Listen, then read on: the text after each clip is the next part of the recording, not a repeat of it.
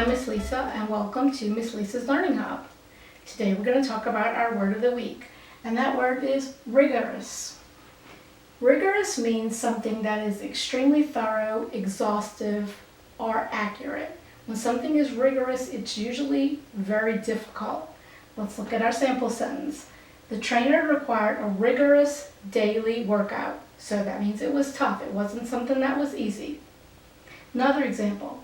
The job application was somewhat rigorous. So that means it was probably lengthy, difficult, lots of pages, wanted lots of information. So rigorous is just a word that means it's somewhat difficult. Some synonyms mean strict, severe, or stringent.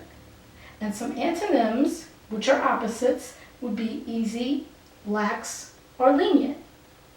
All right, that's our word of the week. If you like what you saw, please consider liking and subscribing to my channel. Let me know what you think in the comments section, and I'll see you in the next one.